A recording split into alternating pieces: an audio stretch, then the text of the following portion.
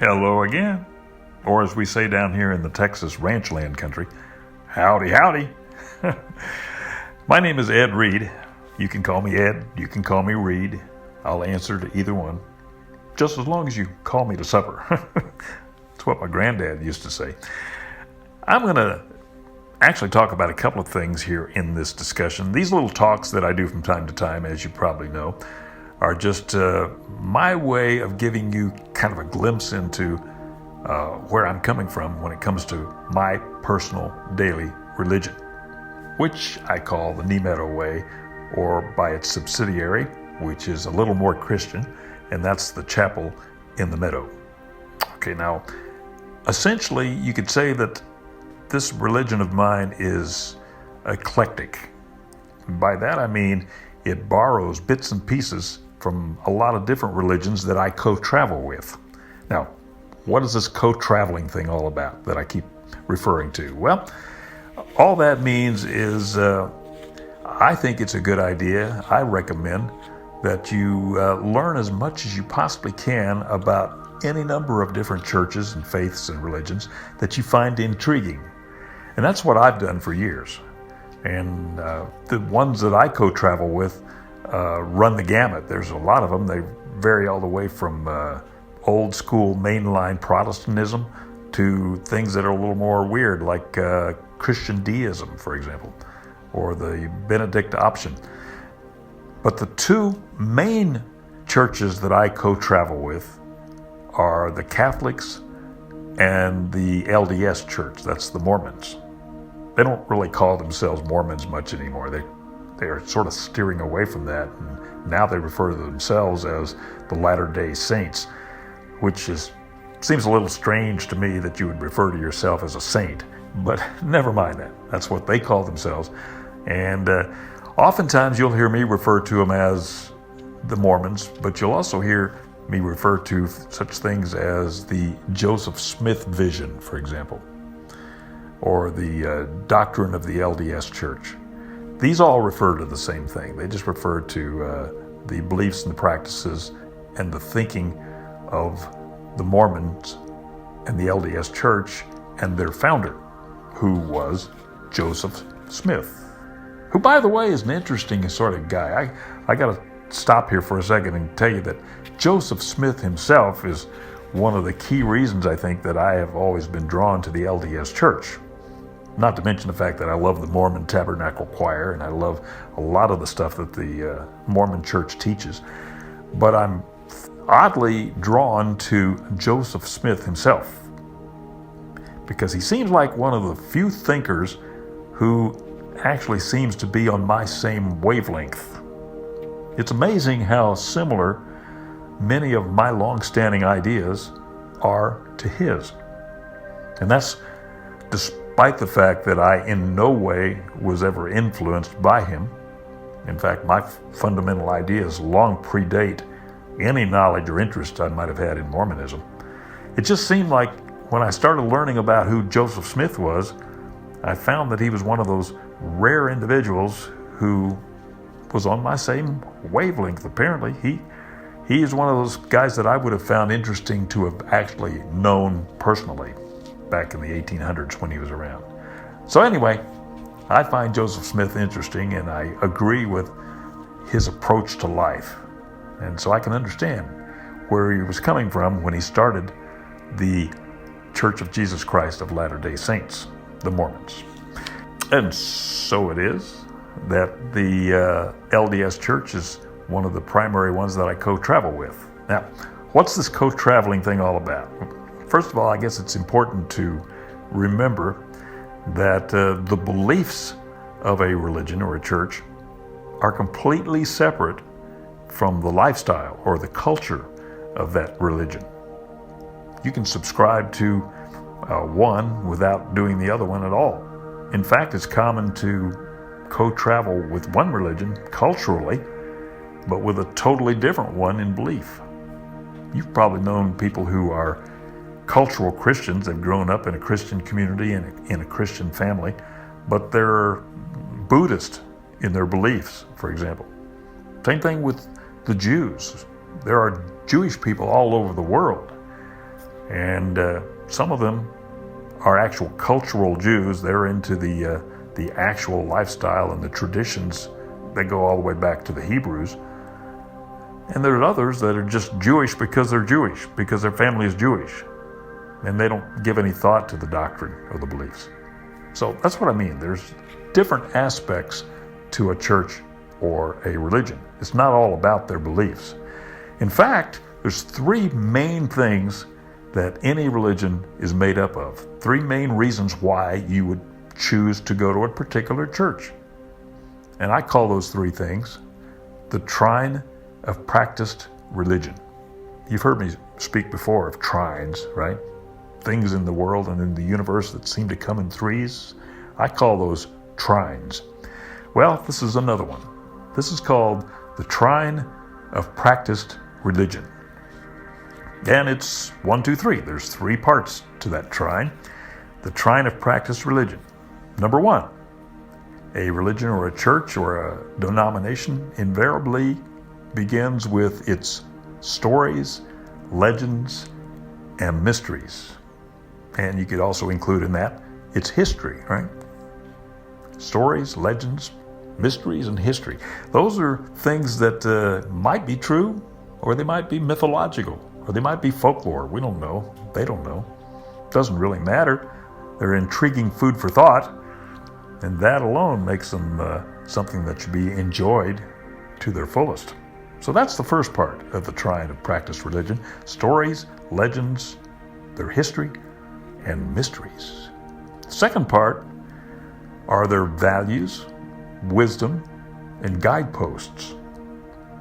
Those are the things that religion considers to be important to do or not to do in order for a member to live the right life and be a good person.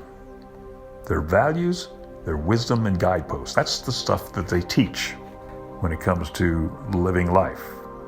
And then the third part of that trine is made up of their symbols, their liturgy, and their fellowship. Symbols, liturgy, and fellowship.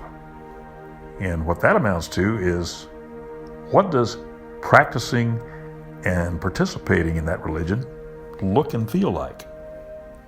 Pure and simple. And until one happens to be lucky enough to find the perfect combination of all three of those, co-traveling with more than one religion is a good way to do it, which is exactly the way I do it. My 2 primary churches that I co-travel with are the Catholics and the Mormons, the LDS Church. And I'm going to talk about the latter here in this next segment, because we need to return for a minute to a topic that I delved into sometime back recently that you might have caught in one of these talks. And that is the big question, who is God? So I want to tell you how Joseph Smith thought of God and the way he taught his followers to think of God and Jesus.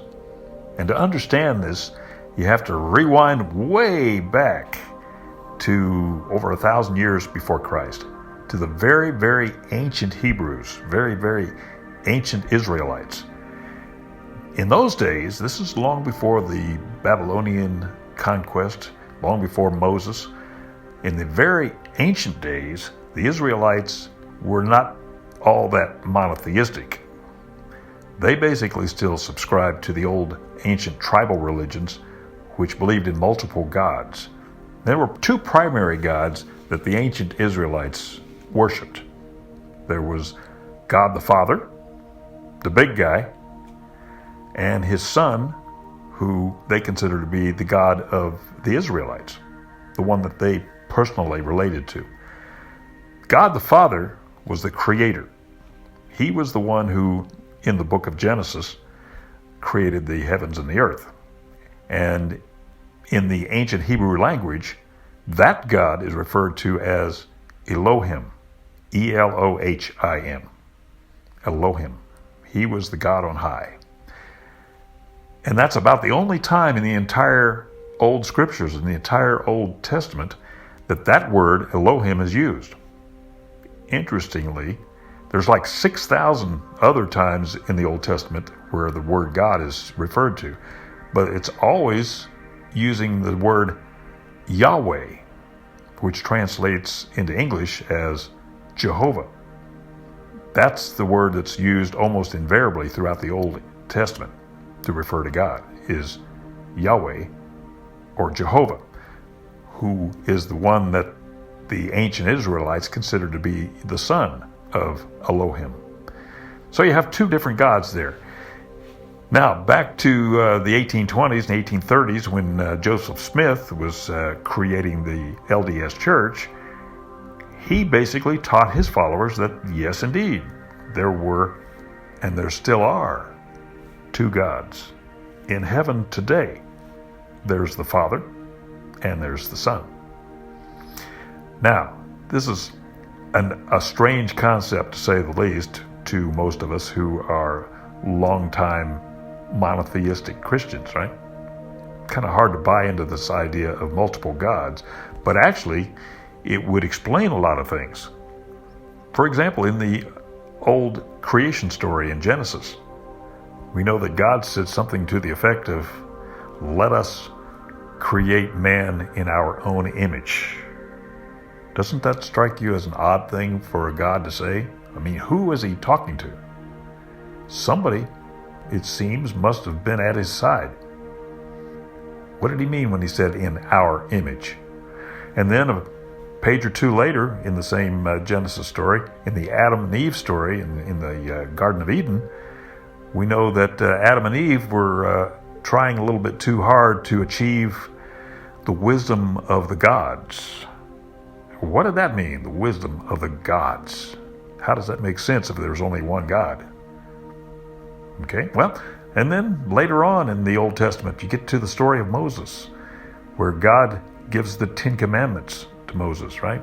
And one of those commandments is interesting because it says, "Thou shalt have no other gods before me." Now, why would God say that if he were the only God? Isn't that interesting? Well, I always found that it was. And if you buy the Joseph Smith's version, that there actually were two different gods, that would explain a lot of things. It would also explain the Gospel according to John, where it says, "In the beginning was the Word, and the Word was with God, and the Word was God." And then it goes on to say, "And God came to earth and walked among men." Now that was always a sort of a difficult thing for me to understand. How could the Word, which in Christian tradition means Jesus, how could Jesus be in the beginning with God, but also in the beginning be God? Well, Joseph Smith has an explanation for that. It's simple. There are two different gods.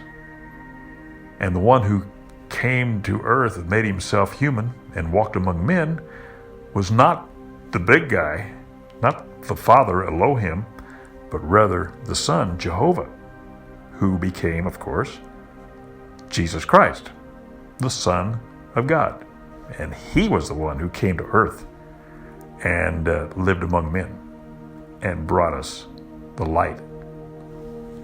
So, anyway, this whole concept of multiple gods is something that's a little difficult to fathom, right? From the perspective of old school mainline Christians like ourselves. But it's certainly interesting. It's food for thought.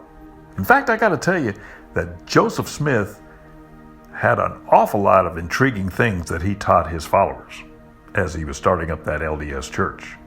And sometime we'll delve into some more of those things, because there's a lot of reasons why I find Joseph Smith to be such an intriguing person, and why I am fascinated by the practices and the beliefs of the Mormons.